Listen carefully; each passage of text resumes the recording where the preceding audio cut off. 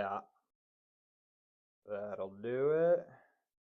Throw that all on the top. Gotta get our spices in there. And whoop.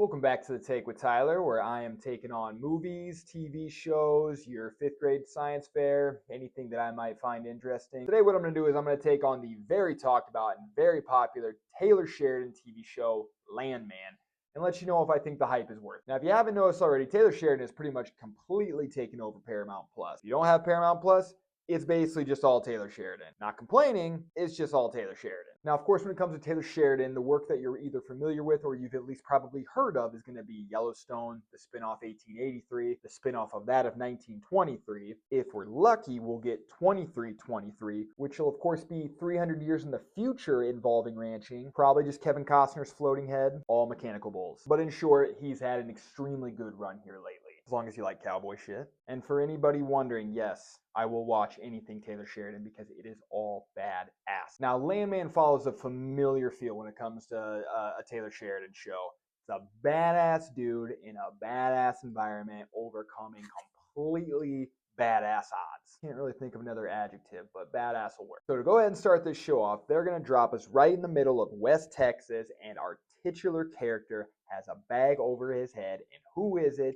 None other than Billy Bob Thornton. Now, the character that he plays is Tommy Norris. Tommy Norris is just a traditional landman. He is a badass. He's been through it for 30, 40 years, and he knows nothing but land, mineral, oil, drinking, and poor taste in women. Now, of course, like you can imagine with any character played by Billy Bob Thornton, him being our hero, he's going to be pretty flawed. Divorced, in crazy amounts of debt, recovering alcoholic, but he still drinks beer, which is hilarious to me. That's going to need a refill. Now, what I do really like about the Tommy Norris character is that he has a fantastic relationship with his daughter. It's not traditional. She tells him everything and he tells her everything. They have a very honest, open relationship, and I feel like that gets lost in a lot of shows because, the drama is more interesting than a good heartfelt relationship between a daughter and a father. But being the father of a daughter, I will tell you right now, I will have a very hard time communicating with her if she talks to me the way that this character talks to Tommy Norris. Watch the show, you'll know what I mean.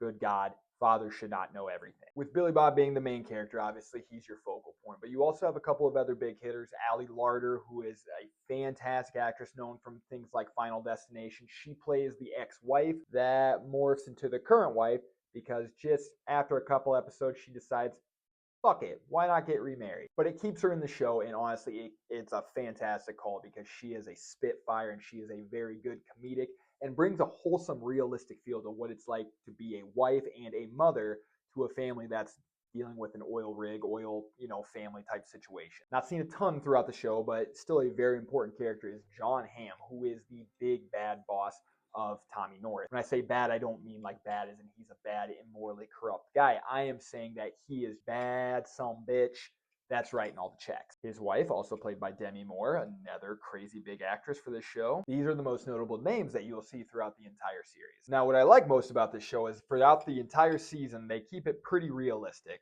For the most part, as realistic as you can keep a TV show with Billy Bob Thornton. It's not like they just did Miami Vice and put it in Texas and said, here we go, here's a series, just cowboys doing cocaine off the back of horses and horses doing cocaine off the back of cowboys. I don't know, shit gets weird in some of that stuff. They do a very good job of ebb and flowing with it. You have your crazy busy episodes and then your episodes that, just build out the story a little bit more, which they do a fantastic job of pushing through the entire season. They don't really leave anything untied, and they don't have any unnecessary plot lines that go nowhere, which you see in some of the Taylor Sheridan shows, especially things like Yellowstone, where they're just fucking shooting people for no reason, and then they just ended at that. But then we get to the ending where, of course, they got to wrap up a lot of the season 1 plot holes, which they do a great job of doing, but then also they leave some open so that they can explore some boundaries in season 2. Shit like that keeps it interesting and makes you know that this story's not over yet. So I'm going to go ahead and say this, and it's going to bother some people, but when it comes to comparison with Taylor Sheridan's other shows, I think it's better than anything he's done so far, in my opinion. I think after watching season 1, it will be better than anything he's done so far, which is saying a lot.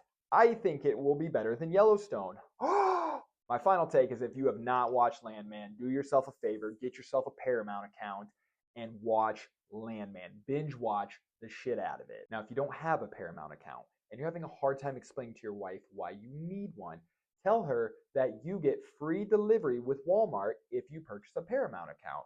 That should help. Women, this also goes for you if you're trying to convince your man the same thing.